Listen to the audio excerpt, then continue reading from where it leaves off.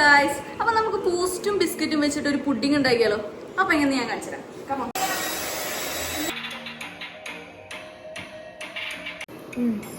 First ഒരു പാത്രം എടുക്കാം. ബാക്കി വിപ്പിംഗ് ക്രീം എടുക്കാം.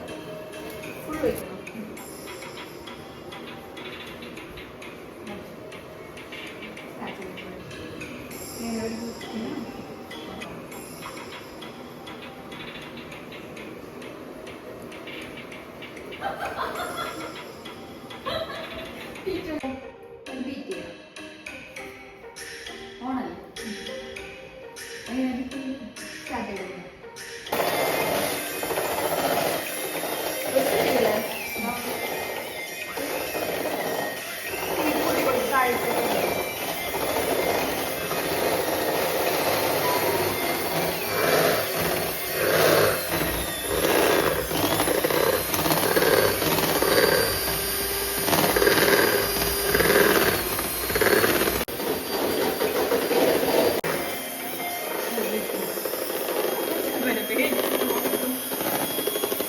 അപ്പൊ ബീറ്റ് ചെയ്ത് ഏകദേശം റെഡി ആയിട്ടുണ്ട്.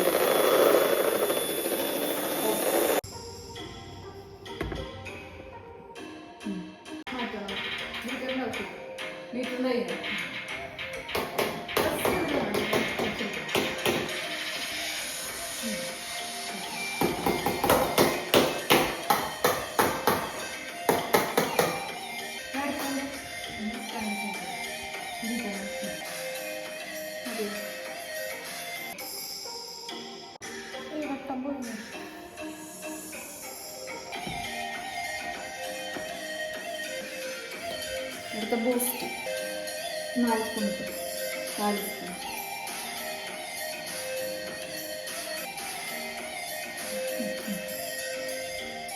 അടുത്ത് ഈ ഒരു ക്രീമി ടെക്സ്ചർ ആകുമ്പോൾ നമുക്കിത് നിർത്താം. ഇത്ര മതി. ഇപ്പൊ സൈസ്കരി നമ്മൾ പാലിൽ ഡിപ്പ് ചെയ്തിട്ട് സെറ്റ് ചെയ്യണം. ഇത് എത്ര ലെയർ ആയിട്ടാണ് സെറ്റ് ചെയ്യണം? ഒരു ലെയർ. ഇങ്ങനെയാണോ?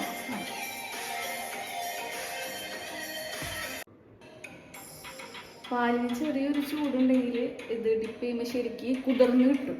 ഇപ്പോൾ പാല് ചെറുതായിട്ടൊന്ന് ചൂടൊക്കെ അറിയാം, അതുകൊണ്ട് ഇച്ചിരി കൂടെ നമ്മൾ ഇങ്ങനെ നിൽക്കണം, എന്നാലും ഒന്ന് കുതിർന്ന് കിട്ടുള്ളൂ. അത്യാവശ്യം കുതിർന്നാല നമ്മൾ കഴിക്കുമ്പോൾ ഒരു ടേസ്റ്റ് കിട്ടുള്ളൂ. ചെറിയ പൊടി ബിസ്ക്കറ്റുകൾ ഇനി ഗ്യാപ്പ് ഫില്ല് ചെയ്ത് വെച്ചാൽ ഗ്യാപ്പ് ഉണ്ടാവില്ല.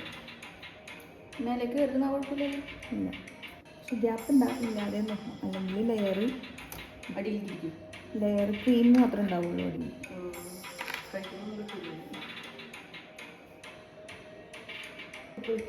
ഗ്യാപ്പ് ഫില്ല് ചെയ്യുന്നതിലേക്ക് കേക്ക് ഉണ്ടാകുന്നത് ഇങ്ങനെയാണല്ലേ?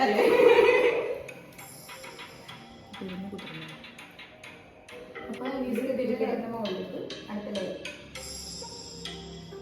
എല്ലാ ഭാഗത്തേക്കും ആണ്. കേക്കിന്റെ ഗ്ലാസ് അല്ലേ? ഇങ്ങനെയില്ല, എല്ലാം ഒഴിച്ചു ഒരു ലെയറല്ലേ ചെയ്യുന്നത്.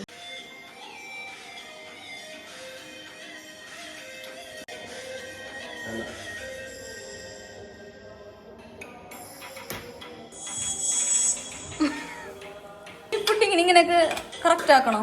അത് ആ ബൂസ്റ്റ് ഒന്ന് മുകളിൽ ലെയർ ഇട്ട് കൊടുക്കൂലേ? ഒരു ലെയർ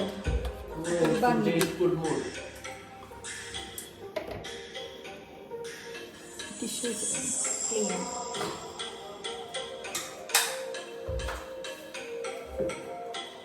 ഇത് 100 രൂപ.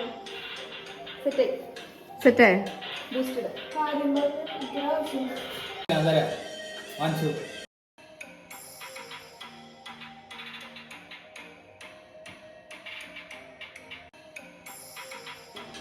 അതിനിടയിൽ ഇവിടെ ഉള്ള കേക്കുകളൊക്കെ നമ്മൾ തിന്നീർക്കണം. ടെൻഡർ കോക്കനട്ടിൻ്റെ കേക്ക് കേക്ക് ഇതിലല്ലോ. ഇതെനിക്ക് തിന്നാനുണ്ടാക്കിയാണ്. ഇവിടെ ഒന്നും എല്ലാതും നിർത്തും. ഞാൻ ഈ കട കേക്കിൻ്റെ ഭയങ്കര ഫാനാണ്, നല്ല ടേസ്റ്റ്. ഞാൻ എപ്പോഴും ടെൻഡർ കോക്കനട്ടാണ് ഓർഡർ ചെയ്യാറ്.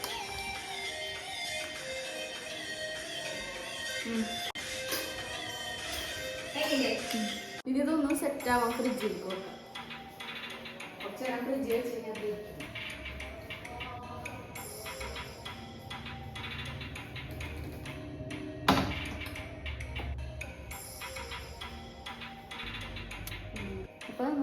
പുഡിങ് സെറ്റ് ആയിട്ടുണ്ടോ നോക്കാം. കുറച്ച് നേരം വെച്ചിട്ട്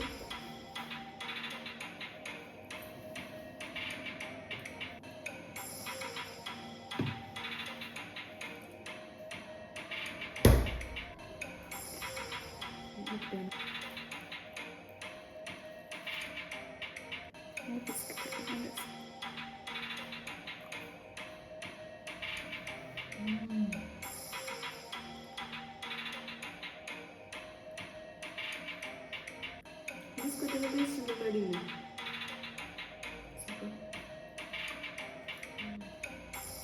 അതായത് ഒരു ബട്ടർ സ്കോച്ച് പോലെ ടേസ്റ്റ്.